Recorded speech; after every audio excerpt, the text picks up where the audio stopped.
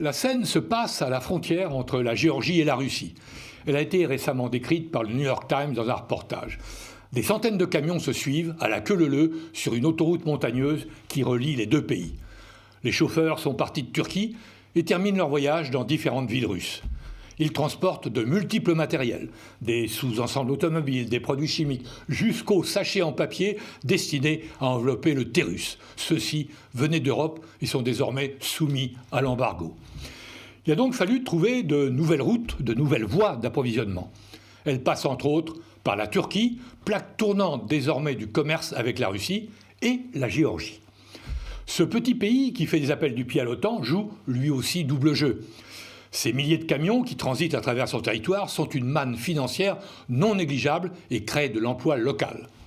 Le cas particulier de la Géorgie montre que les sanctions ont finalement un effet limité lorsqu'elles concernent un grand pays.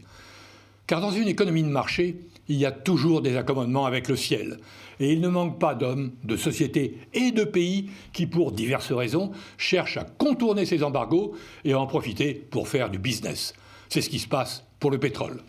Alors certes, on se félicite en Occident que les mesures contre le pétrole russe et l'arrêt progressif des achats de gaz se soient traduites par une diminution des recettes de la Russie. Elle n'engrangerait plus que 640 millions d'euros par jour contre 1 milliard au début de l'année dernière.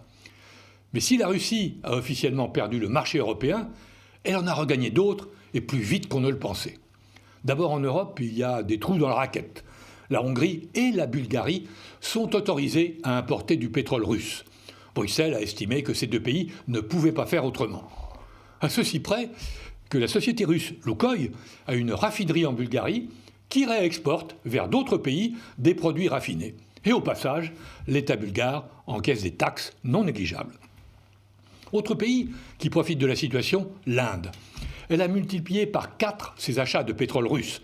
Ce pétrole est raffiné sur place et une partie est réexpédiée ensuite vers des pays occidentaux, notamment l'Angleterre.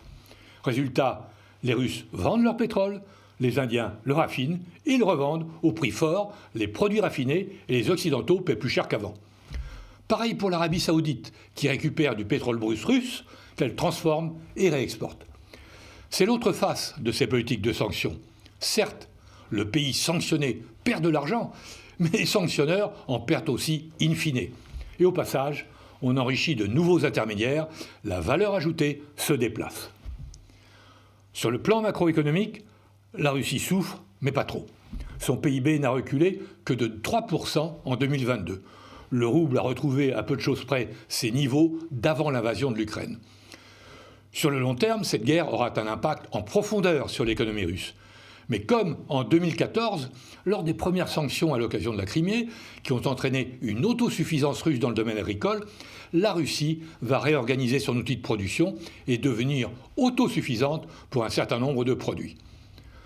Autre aspect de cette politique de sanctions, la création d'une nouvelle classe d'oligarques. Les entreprises occidentales ont plié bagages.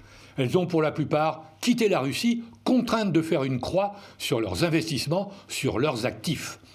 Ces entreprises ont été rachetées pour le rouble symbolique par des Russes, à l'image de McDo, dont les 850 magasins en Russie ont été repris par un des franchisés de la marque américaine, Alexander Govor. Bien des anciens oligarques laissent des plumes dans la guerre contre l'Ukraine, de nouveaux émergent.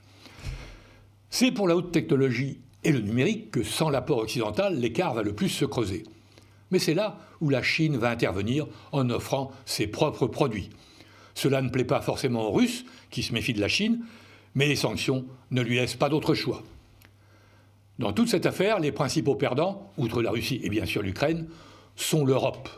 Les gagnants, les États-Unis bien sûr, mais aussi les pays non alignés du Proche et du Moyen-Orient, l'Inde et bien évidemment la Chine. Et plus la guerre dure, plus l'impact des sanctions se fera sentir sur les Européens.